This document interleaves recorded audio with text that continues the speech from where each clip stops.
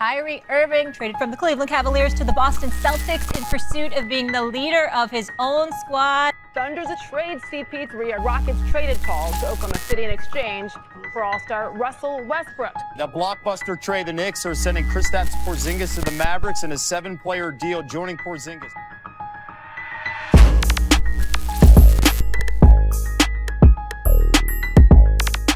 For today's video, we are going to look at every team's worst trade they have made since the year 2010. That's almost 15 years we're going to go back to of NBA seasons and see trades that basically every team here regrets. There may be some teams where you're like, you know what, that really wasn't a terrible trade, and then there's going to be some teams where like, yeah, that was one of the worst trades ever made. And before we get into it, predict what you think your favorite team's worst trade since 2010 is going to be in the comments below, and drop a thumbs up if you guys enjoy these videos and want to see me do a version of this with every team's best trade they have made since 2010. We're going to start off with the Atlanta Hawks, and honestly, their worst trade will not come close in some of these other trades in this video, but it's going to be what they made on draft night back in 2018. It's trading Luka Doncic for Trae Young, and yeah, we're going to see some draft night trades featured in this video as well. Like I said, this trade isn't the worst ever for the Hawks, but I do think it's got to be mentioned in this video. Trae Young has been a very good point guard in the NBA, but I think after watching him for 6 years, there's going to have to be a perfect team around him if he were going to be the #1 on a championship team due to his defensive liabilities and limitations and overall shot creating ability. But if you look at what Luka Doncic has done up until his age 25 season, it's remarkable. He's on a top 20 player of all time pace. Luka, as a 25-year-old, has 5 straight top 10 MVP finishes, 5 straight All-NBA first teams,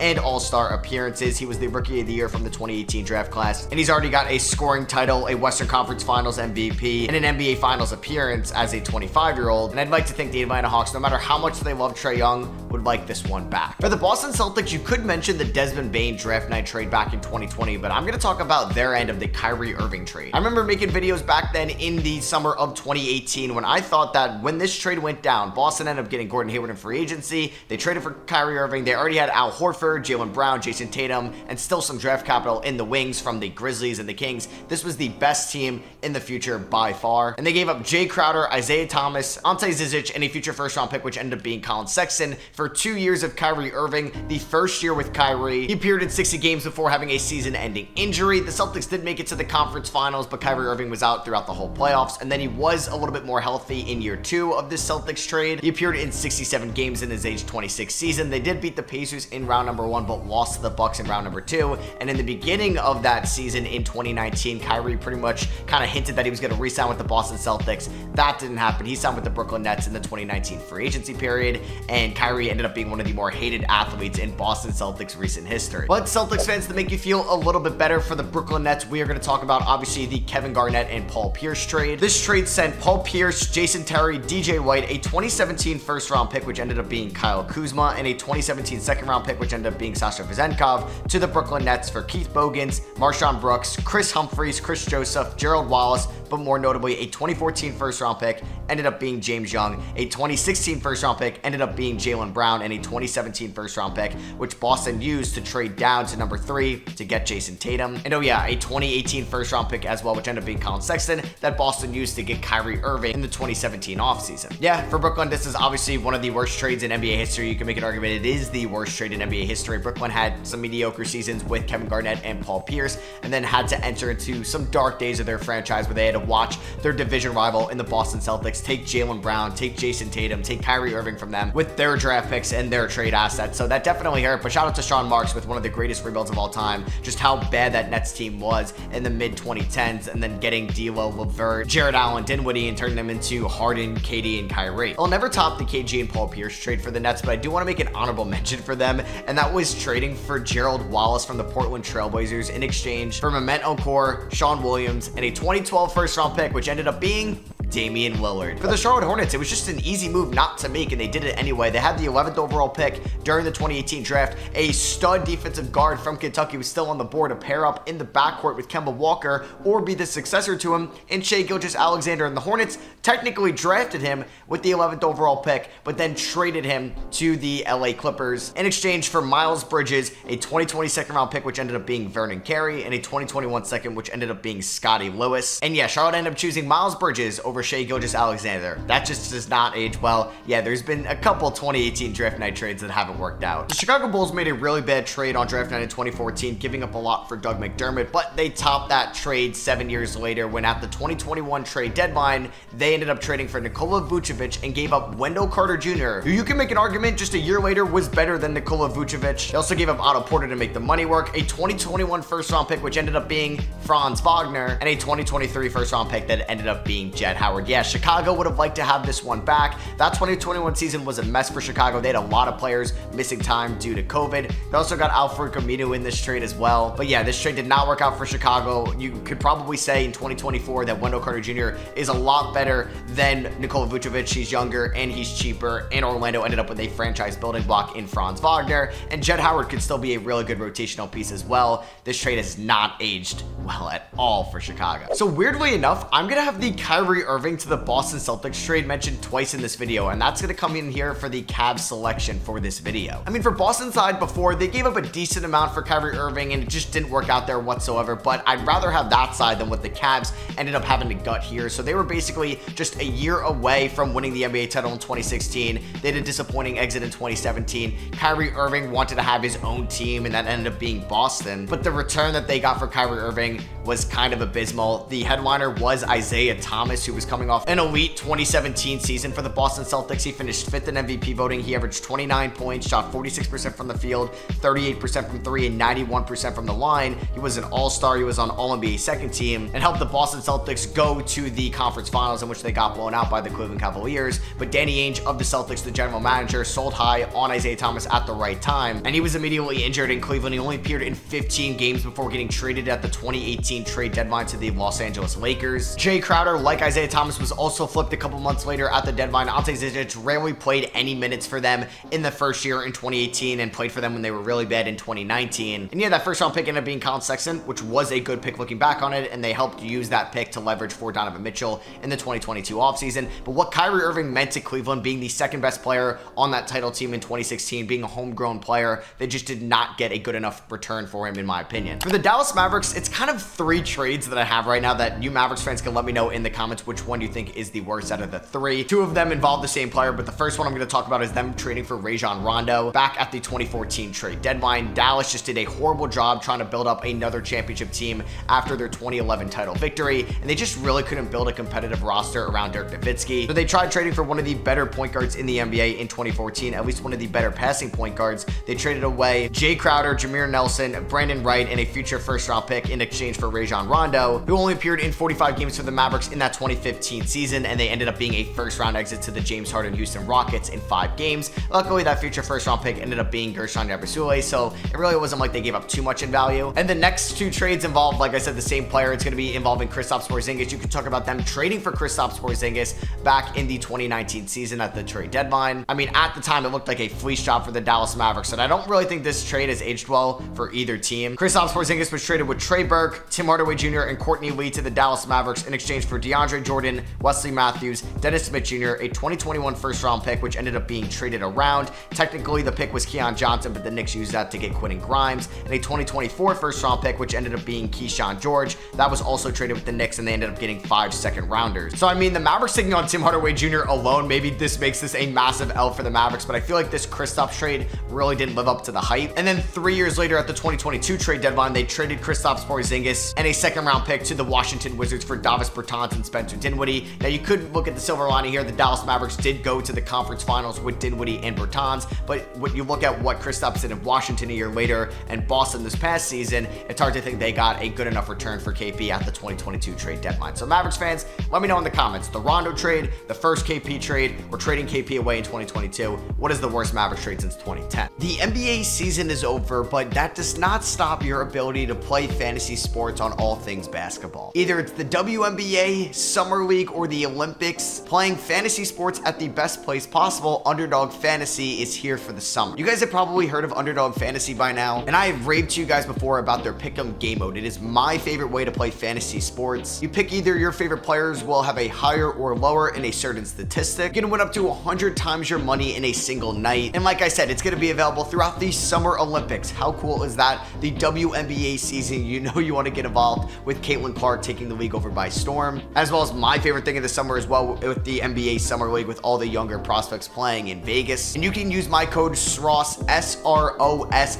or the link in the description to get a 50% deposit match up to $250. It's a no-brainer. And thank you to Underdog for sponsoring today's video. For the Denver Nuggets, it has to be trading away the rights to Donovan Mitchell during the 2017 NBA draft for Tyler Lydon and Trey Lyles. Tyler Lydon would go on to play 26 games for the Denver Nuggets in 2018 and 2019 before being out of the league. And Trey Lyles is a serviceable, good big man today, but he's more of a rotational big. He averaged 9 points and 4 rebounds during 137 games across 2 seasons for the Denver Nuggets. But Donovan Mitchell ended up being a 3-time All-Star for the Utah Jazz, led them to multiple playoff series victories, and averaged 24 points, 4 rebounds, and 4.5 assists a night. Yeah, we could have saw Donovan Mitchell and Nikola Jokic and Jamal Murray all together in Denver. That would have been sick. For the Detroit Pistons, you could mention 2 trades. The first one I'm going to talk about is them trading away Chris Middleton in the summer of 2013. They traded him along with Brandon Knight to the Milwaukee Bucks for Brandon Jennings. Jennings would go on to spend 2.5 years in Detroit before getting sent to the Orlando Magic. He averaged 13 points, 6 assists, and shot 38% from the field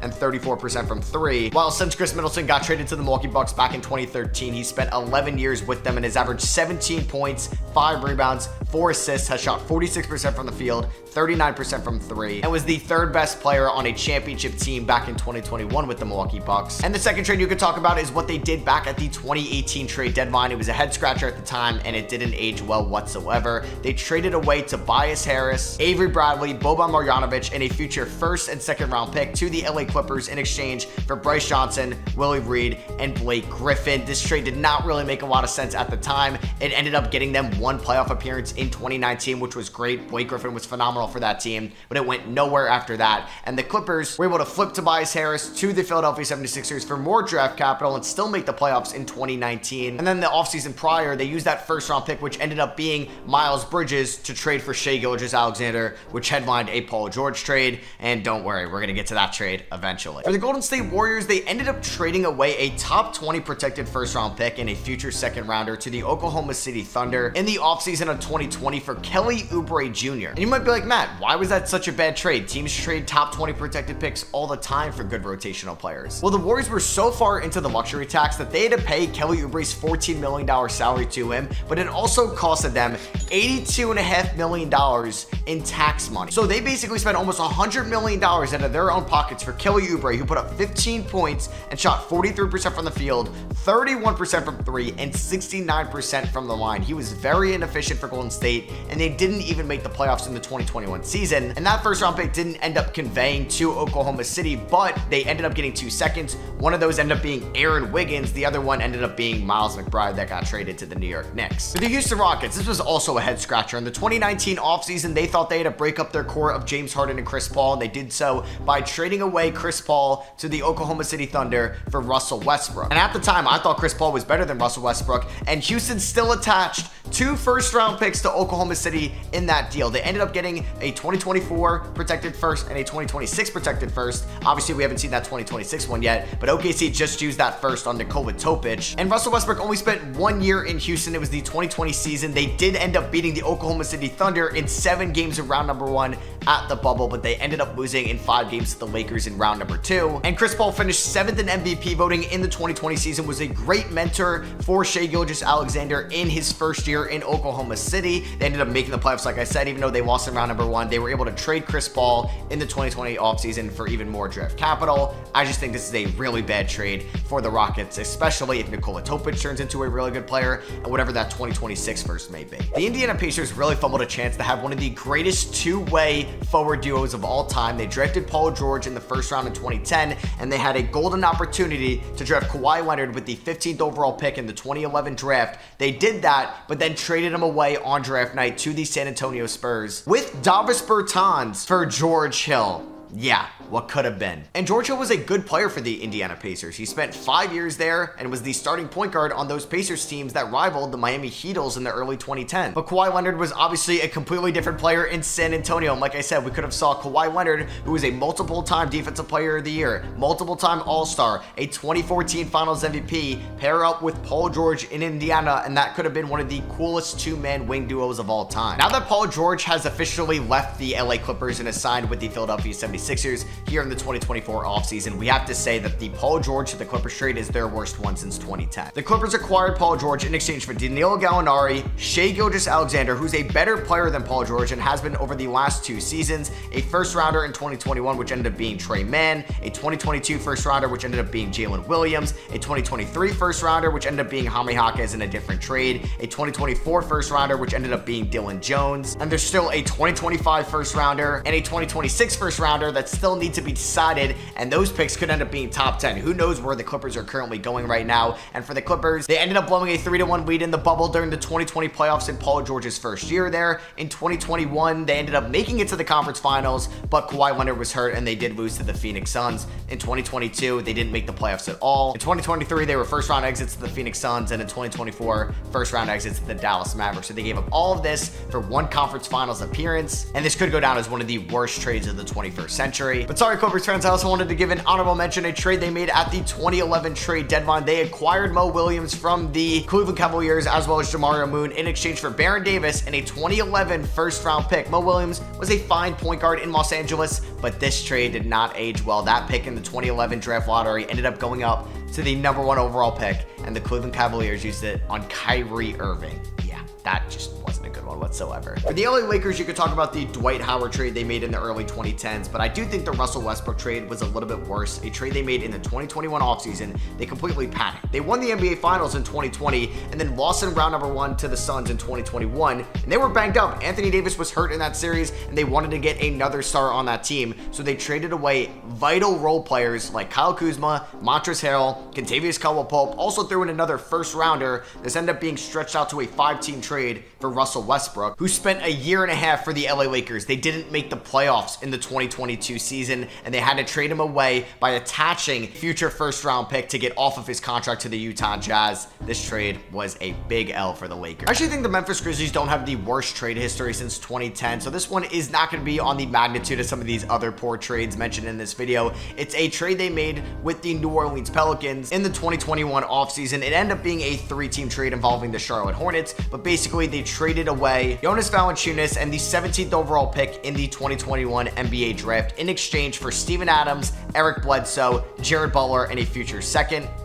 Now that future second ended up being Vince Williams, and Steven Adams was a good player for the Memphis Grizzlies before suffering into some injuries and is now a Houston Rocket, but they ended up trading up. They took on Eric Bledsoe's contract and Steven Adams at the time, and Jonas Valanciunas was still a good big man in this league to take Zaire Williams, who was a complete bust for them, and the pick they gave to New Orleans at 17 ended up being Trey Murphy. So like I said, not the worst trade mentioned in this video, but it wasn't a good one looking back on it. Looking back on it, the Miami Heat drafted a bust in Michael Beasley with the 2nd overall pick in the 2008 draft, and they had to trade him away in 2010 to the Minnesota Timberwolves for a future second. Now in 2011, they used that 2nd round pick on Bojan Bogdanovic, a phenomenal draft pick by Pat Riley and that Heat's front office, but then they traded away Bojan Bogdanovic on draft night to Minnesota for Norris Cole. And while Norris Cole was a point guard for them during their multiple finals victories, he still wasn't a great player overall. He was wildly inefficient, and I think a lot of point guards could have worked out playing alongside Dwayne Wade, LeBron James, and Chris Bosh in Miami. And while Bojan Bogdanovic did not work out for the Minnesota Timberwolves, I think they could have definitely used them in the post-LeBron era when Bojan came overseas back in 2015, but ended up being on the Brooklyn Nets at that time. So yeah, not the worst trade in this video either, but still one Miami would have liked to have back. Oh man, the 2015 draft, the Milwaukee Bucks made a horrendous trade. They ended up trading away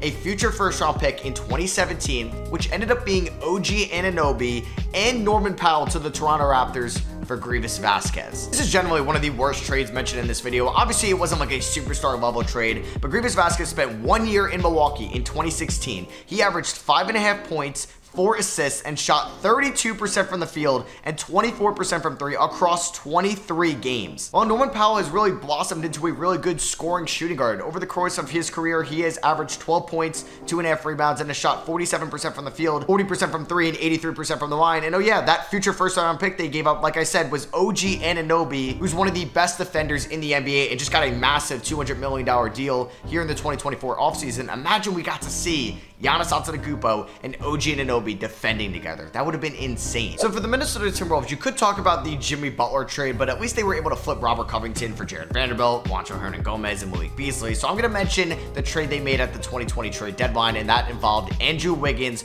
going to the Golden State Warriors, as well as a future first and second rounder in exchange for D'Angelo Russell. Andrew Wiggins was a vital part to the Golden State Warriors 2022 championship team, and that first rounder in the 2021 draft ended up being Jonathan Kuminga, and that second rounder in 2021 also ended up being Miles McBride as well. So the Wolves gave up a lot of value in this deal for D'Angelo Russell, as well as Amari Spellman and Jacob Evans. Chris Paul was a superstar when the Pelicans were shopping him in 2011. Obviously, there was a trade that could have went down with the LA Lakers. The NBA vetoed it. Chris Paul was a Rookie of the Year. He was a multiple-time assist champion, multiple-time steal champion, multiple-time All-Star, couple top 10 MVP finishes. There was a really good argument that he was the best point guard in the NBA. And the Pelicans, well, at the time, the New Orleans Hornets ended up trading him to the LA Clippers for Al-Farouq Aminu, Eric Gordon, Chris Kaman, and a 2012 first-round pick that ended up being Austin Rivers. Chris Paul ended up being a phenomenal point guard for the LA Clippers. While Eric Gordon and the other players they got in return were fine players, it just wasn't a good enough return for one of the greatest point guards of the 21st century,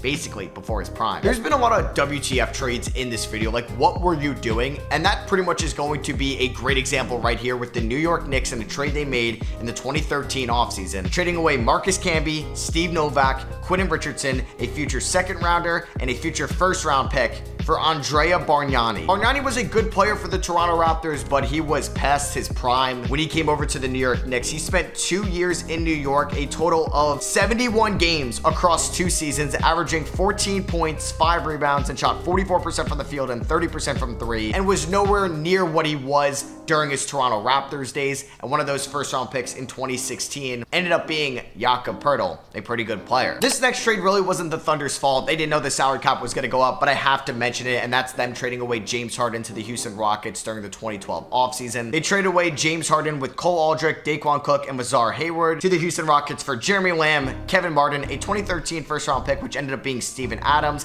a future second, which ended up being Alex Abrinas, and a 2014 first round pick, which ended up being Mitch McGary. So they drafted a busted McGary, but a good player with Steven Adams. And Kevin Martin was a fine player, but what James Harden became in Houston was one of the greatest shooting guards of this generation. He won the MVP award in 2018. He was a multiple-time scoring champion. He was an assist champion as well in 2017 and helped lead the Rockets to a conference finals appearance, being up 3-2 in 2018. And then the Rockets got a haul from him by the Brooklyn Nets during the start of the 2021 season. Yeah, this was one the Thunder definitely would have liked to have back because they could have paid everybody. They could have paid Russ, KD, and Harden, but they didn't know the cap was going to go up by that much. Man, this one definitely hurts for the Orlando Magic. You guys were on the side of a great deal before when I talked about Nikola Vucevic, but them trading away Domantas Sabonis, Ersan Ilyasova, and Victor Oladipo for Serge Ibaka has to hurt. It was the summer of 2016, and for some reason, Orlando really wanted Serge Ibaka, who only spent half a year in Orlando before getting traded to the Toronto Raptors for Terrence Ross and a 2017 first-round pick, which ended up being Ančiniks Pačniks, who ended up being a bust. And Serge Ibaka was a vital part to the 2019 Raptors championship team. And Domantas Sabonis and Victor Oladipo headlined a Paul George trade a couple years later. This was a giant L of a trade for the Orlando Magic. For the Philadelphia 76ers, you could talk about 3 different trades, but I think one is going to take the cake for me. So you could talk about what they did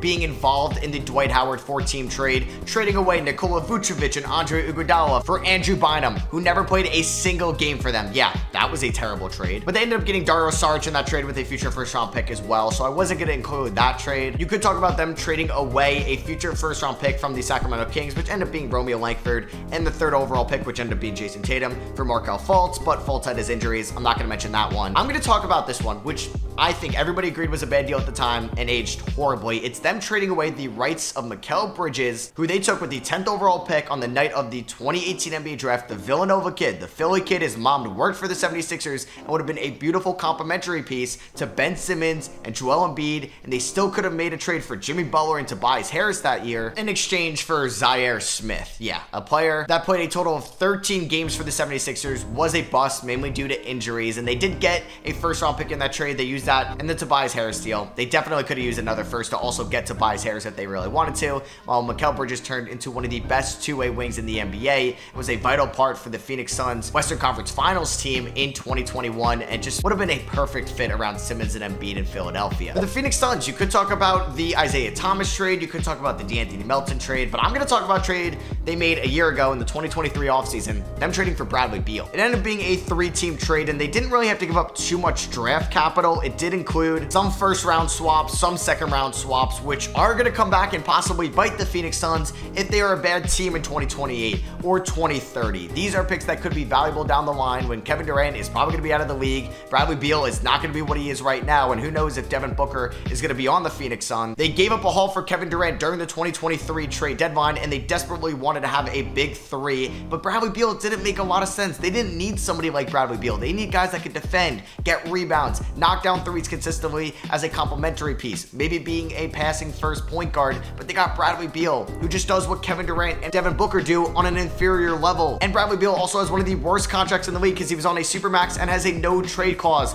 This trade could really hurt the Suns with their championship window with Kevin Durant. For the Portland Trail Blazers, it's got to be a draft night trade they made during the 2017 NBA draft. They always wanted a really good defensive big man around CJ McCollum and Damian Lillard, and they had the opportunity to draft Bam Adebayo. They did, but they ended up trading away the 15th and 20th overall picks to move up to number 10 with the Sacramento Kings, but they took Zach Collins out of Gonzaga, and Bam Adebayo went 4 picks later to the Miami Heat, and the rest is history. For the Sacramento Kings, I think it's got to be the salary dump trade they made in the summer of 2015. The Kings were desperate to improve their roster then. They had a disgruntled superstar in DeMarcus Cousins, and they wanted to surround him with veteran free agents. So the Kings shipped off Nick Stauskas, Carl Landry, Jason Thompson, and a future first-round pick that ended up conveying in 2019, and the rights to swap first-round choices in 2016 and 2017 to the 76ers in exchange for 2 international players. However, the primary player the Sacramento Kings created cap space for was Wesley Matthews, who ended up choosing the Dallas Mavericks anyway, and the Kings had to settle for Rajon Rondo, Marco Bellinelli, and Costa Koufos. This was a really dark time for the Sacramento Kings and the way they ran their basketball team. The San Antonio Spurs had a golden opportunity to enter into a rebuild when Kawhi Leonard requested a trade in the summer of 2018.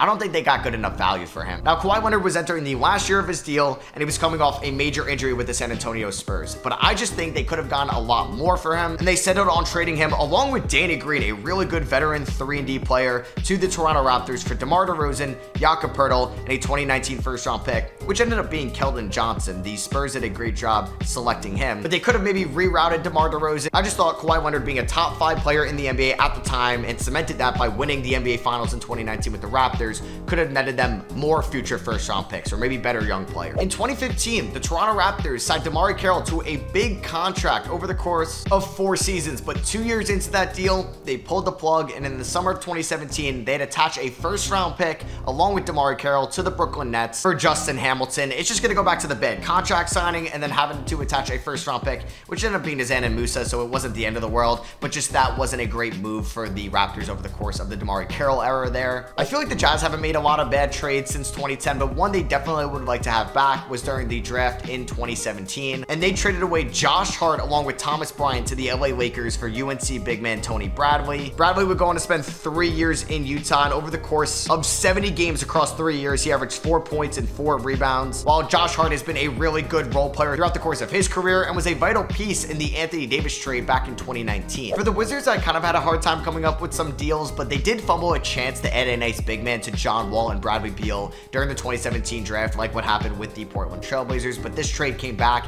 at the 2017 trade deadline. They traded for Bojan Bogdanovic from the Brooklyn Nets and had to give up their 2017 first-round pick. Other veterans like Andrew Nicholson, Marcus Thornton, and Chris McCullough were in the trade, and Bogdanovic was a rental for the Washington Wizards. Across 26 games after the trade deadline, he averaged 12.5 points, 3 rebounds, and shot 45% from the field as the Wizards ended up losing to the Boston Celtics in the Eastern Conference semifinals, while Jared Allen was pretty much an impactful big man right away in his career and could have maybe prolonged the John Wall Beal backcourt maybe a little bit longer. And that is going to be for me. That is every team's worst trade they have made since 2010. Let me know what you agree with or disagree with in the comments below. This video took a little bit of time to make, so I'd really appreciate it if you drop a thumbs up, subscribe if you're not already, and I'll catch you guys in the next one.